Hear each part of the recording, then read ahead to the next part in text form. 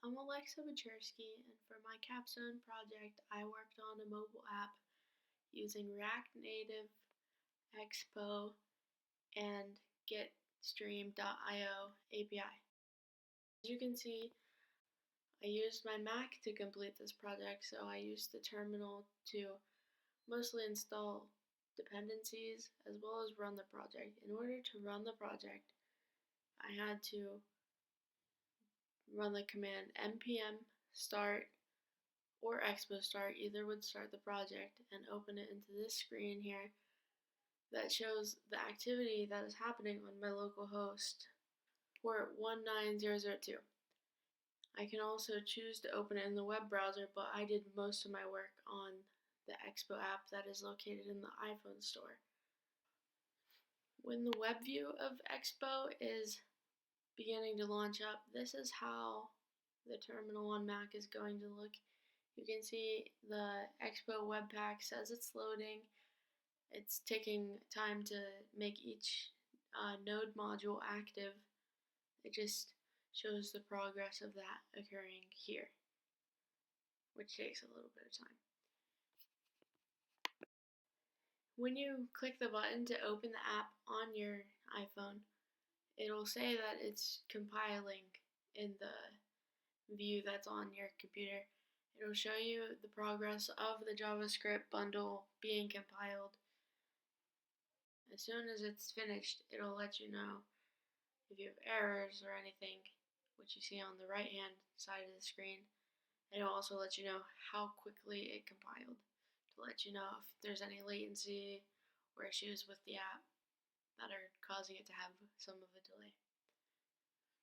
Now let's switch over to the phone view of the app, and I'll tell you a few things about that and what my program currently looks like finished. So this is my iPhone. First we pull up the Expo app, and you can see I'm on my account, and I go to my apps, which will show me what I have running on my computer through my ports. The first thing you see when you launch my application is that icon that I created for this application. Then the activity feed, which uses GetStream.io to populate information, but you're also able to make posts under the username CuriousBot. So here you can see I'm creating a post.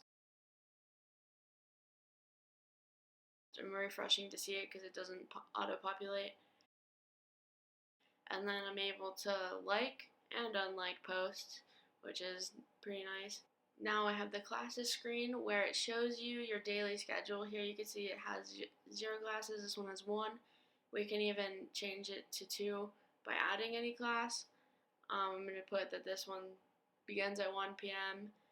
We're going to say that, I have economics at 1 p.m. So we type that in, and then we put the teacher name, which I, in this case, decided to say Mr. Irwin.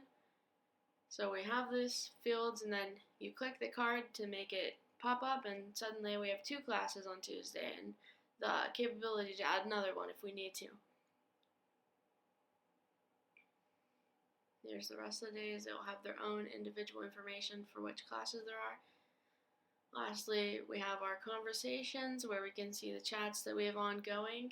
Normally, if these were unchecked, it would say how many unread messages there are. Here we can go in. You see that the page scrolls up when you go to type. And we have the ability to send a message, and it'll be logged automatically, and it stays there because it's held in GetStream.io's API database. And that's the end of the app demonstration. Now let's dive into the Visual Studio Code project itself to look at the code a little bit.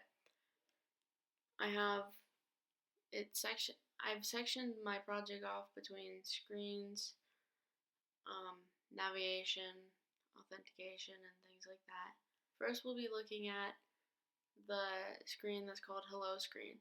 This is the first app you'll see when you launch my program on the Expo. It's the activity feed that I got from GetStream.io.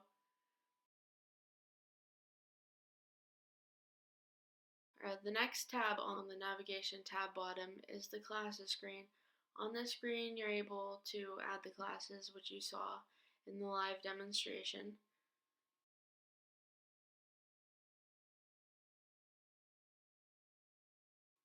And lastly is the messages screen, which has the code for both the channel list and the channels themselves, where you can type and text friends. This code also came from the getstream.io, where I really learned a lot when I was but I had the capacity to learn a lot more if I bought their program, which I wasn't able to. Next, I have the login page, which looks like this.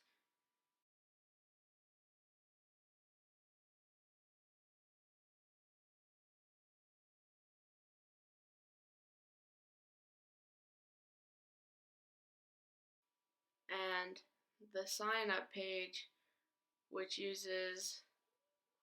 both of the two use Firebase authentication to log in and check state using async. However, I had a little bit of issues putting these together and decided to leave these out, as I didn't specify that the app would have a login page. I just decided to use a constant ID instead for the user. Here's my Firebase code. It corresponds with both the login and sign up pages. However, I did provide peripherals for both of these pages, which you can see now. Lastly, we have authentication to go over. Here you can see it's just a simple navigation container, and it only holds the bottom navigation tabs.